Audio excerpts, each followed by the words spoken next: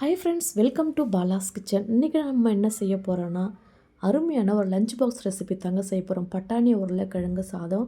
இது பார்த்திங்கன்னா டேஸ்ட்டு வேறு லெவலில் இருக்குங்க. ரொம்ப சிம்பிளாக ஈஸியாக செஞ்சிடலாம்.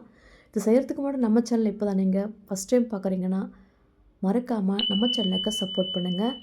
அப்படியே வீடியோக்குள்ளே போகிறதுக்கு முன்னாடி ஒரு லைக் போட்டுடுங்க. வாங்க இப்போ எப்படி செய்கிறதுன்னு பார்க்கலாம். இப்போ ஒரு மிக்ஸி சார் எடுத்துக்கோங்க. இப்போ இதில் ஒரு கைப்பிடி நிறைய கொத்தமல்லி சேர்த்துக்கோங்க. ஒரு கைப்பிடி நிறையா புதினா சேர்த்துக்கோங்க.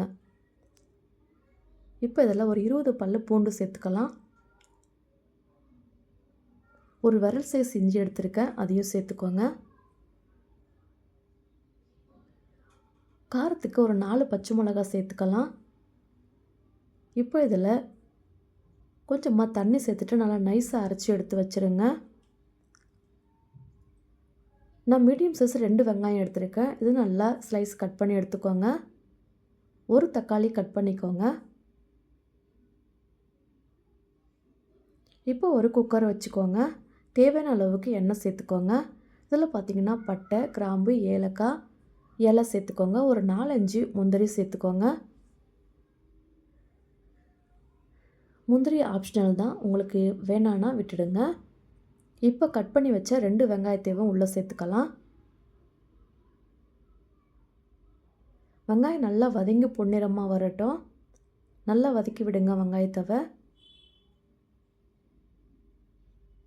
வெங்காயம் நல்லா வதங்கி வந்துடுச்சு.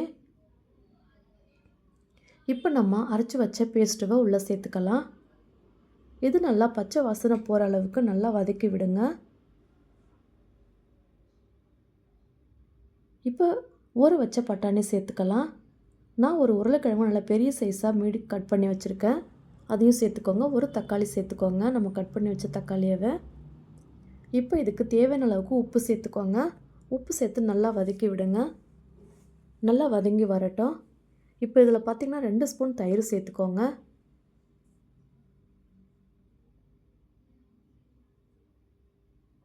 அரை ஸ்பூன் கரம் மசாலா சேர்த்துக்கோங்க. 1/4 ஸ்பூன் மஞ்சள் பொடி சேர்த்துக்கோங்க. இப்போ இது எல்லாத்தையுமே சேர்த்து நல்லா வதக்கி விடுங்க. நான் இப்போது 1 கிளாஸ் அரிசி எடுத்துருக்கேன். 2 கிளாஸ் தண்ணி சேர்த்துக்கோங்க.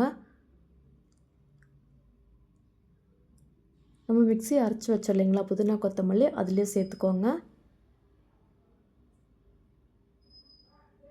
இப்போ கடைசியாக உப்பு காரம்லாம் சரி பார்த்துக்கோங்க. இப்போ 1/2 லெமனவை புழிஞ்சு விட்டுடுங்க. தண்ணி நல்லா கொதித்து வந்த அப்புறம் நம்ம ரைஸ் சேர்த்துக்கலாம்.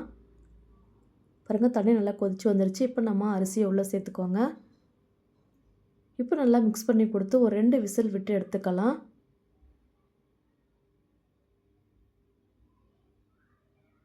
நம்ம குக்கர் விசில் வந்த உடனே ஓப்பன் பண்ணி பார்க்கலாம். பாருங்கள், சூப்பரான ரைஸ் ரெடி ஆகிடுச்சு. இப்போ ஒரு பவுலுக்கு மாற்றி வச்சுருங்க. அவ்வளோதாங்க, அட்டகாசமான சுவையில் பட்டாணி உருளைக்கிழங்கு சாதம் ரெடி ஆகிடுச்சு. ரொம்ப ஈஸியான மெத்தடில் சூப்பராக ரெடி பண்ணியாச்சு.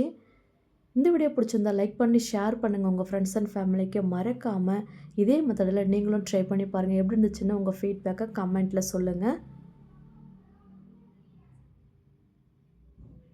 கண்டிப்பாக ட்ரை பண்ணுங்கள். இன்னொரு வீடியோவில் பார்க்கலாம். தேங்க்யூ.